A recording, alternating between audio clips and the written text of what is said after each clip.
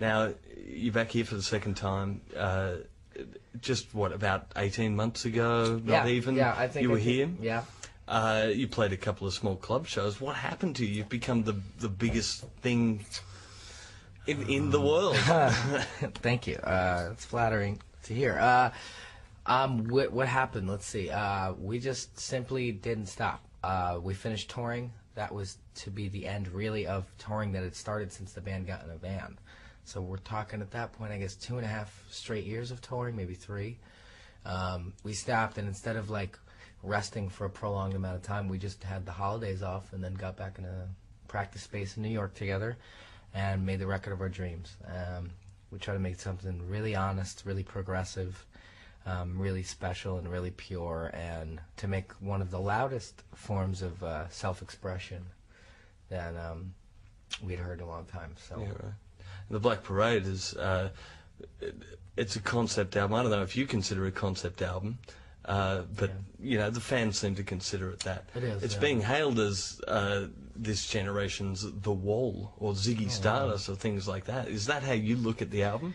Well, I think it would be super, super arrogant for me to look at the album like this generation's The Wall. I think something like that, I mean, that really has to stand the test of time. So that's something that I think a band can accept maybe 10 or 15 years down the line. But that was partially the intent going in. It was to make something that had that kind of impact, and it was purposely, you know, inspired or paying tribute to The Wall and to Ziggy Stardust. We like to think of it as paying tribute in a big way, you know, because we're not trying to hide the fact that we own those records, and those were the records that had the most impact on us. We're not trying to, you know, play coy about it. You know, those records changed our lives. So we did want to make a record that changed people's lives, yeah. So you had to, I mean, obviously you've got to be a little bit arrogant to actually pull it off and go out on stage. Yeah, there's a healthy kind of arrogance. I watched this really amazing interview with Freddie Mercury when we were making the record, and he had said, he goes, you know, it's you need a bit of arrogance and a bit of confidence to go up there and do something special, and I completely agreed with him. I mean, there's nothing wrong with like a healthy amount of that. It stems, I think, from a sense of pride in what you do and a sense of identity. You know, I think all that swagger and arrogance comes from a sense of identity that took years and years to come up with. And a real pride in you and your band, in your fans, in the fact that sometimes when you don't fit in or don't belong, that's exactly why you're supposed to be there. But the question that you've been asked over and over again, I'm going to ask it anyway. You got Liza Minnelli on the album. I love answering this question, though. How? How do you do that? Well, yeah, we were crazy when we made this record, and like, you know, it was that kind of record where you're making it and you just got these wild ideas, and then you made them happen instead of just simply sitting around and talking about it. And Rob Cavallo just called her publicist because he knew her, Liz Rosenberg, who's like a legendary publicist, and she works for Madonna and Liza Minnelli. And just put in a call to her. A couple days later, they got her 3 Cheers for Sweet Revenge. She became an instant fan. She totally understood where we were coming from. She did it for free. She has been nothing short of phenomenal with this band. I just got to do an interview with her for Interview Magazine in the States, where she interviewed me. And it was like mind-blowing, you know, have Liza Minnelli, like probably one of the greatest performers of all time. And do your fans know who she is? Or? Yeah, they really do. I don't think there's anybody, you know, young or old. Obviously people know who she is, but, you know, do these people, like, really know who she is? Well, I think maybe now our fans at least know a little more about her. I think hopefully they've watched Cabaret, because it's my favorite performance of hers, as an actress and as a singer.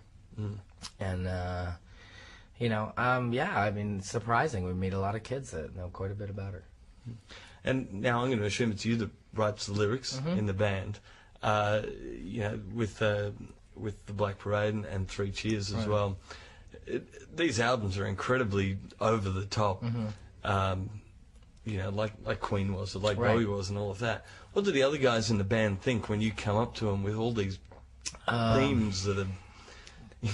Talk about zombies in the desert. Yeah, I mean, they have my back. They laugh. They love it. You know, like they get it. They you know, because there's nothing mild about it. It's all risky. It's all bold. It's all, you know, taking a chance. And they love it. I mean, you know, I have the privilege of working with 4 amazing people that allow me the creative freedom to say whatever I want to say, and I say that with the full confidence that what I'm saying speaks for them as well. And you know, it's an amazing thing. I'm real lucky to have that. And you've, or the band in general, has.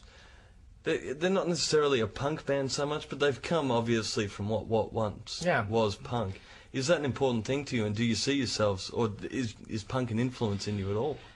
Yeah, I mean, that is where we came from. We grew up in a punk scene, and a local one, where it was all about playing basements, VFW halls. I mean, this is the community we grew up in. It was the only place we fit in. And a lot of times, unfortunately, we had to keep searching for communities because there was a healthy dose of elitism in some of the punk circles, and that was the one thing that we completely disagreed with. So when we made this band, we wanted it to be an environment where nobody felt like they weren't cool enough to come to the show, and they needed to feel safe and that they were going to be accepted, and that's the point of the band. Yeah, I think when these kids, like, they come to the shows and they meet each other, I think they feel really great. And I think I know I've met a lot of fans that have met their best friends from going to a My Chem show, and that's an amazing thing to hear. But the funny thing is, like, for example, like, I was in high school and I'd wear like a Ramones shirt or a Kerplunk shirt or whatever, and I'd get like shoved or, you know, made fun of for being a freak or something. And you know, now punk in a weird way has become a little more accepted, but our fans go to school and that's what's happening to them. So, I mean, what does that make us? Like, you know, it's almost like we've evolved into a certain kind of punk in a new way, like, because that's now who's getting the flack, is our kids for being different or expressive. And punk wasn't a sound so much; it was more than that. It was the way you were. It was, you know, and it was your choice. Like, you got spit on or you got beat up, but it was your decision, and that's what made it sometimes all the more worthwhile. Like, you had to fight for what you believed in, even in high school. And that's what made that music so strong and so pure. And I think that kind of stuff's happening with us now and this band, and I think it's amazing. Is it a tough line that you have to tread now that you're getting so big and you're becoming so successful, to have that attitude of being the underdogs and all that? Yeah, I mean, that's, you know, the funny thing is we get that question quite a bit. You know, like, well, if you're, you know, you're like one of the biggest bands right now, or there's like a buzz and yada yada, like, how are you an underdog? And it's like, well, in a lot of ways, because a lot of people listen to you. There's a lot of people that don't or don't want to, and you don't make sense to them. Like, there's a lot of things that they don't understand about this band, and when people don't understand something, they hate it, or they want to throw some aggression at it, and it's really just ignorant. You know, so it's a fight. You know, and you're not the first underdogs to be big. Yeah, and it's funny. Like, it's amazing. We just still don't fit in, and we're not the first, and won't be the last underdogs to get big and stay underdogs.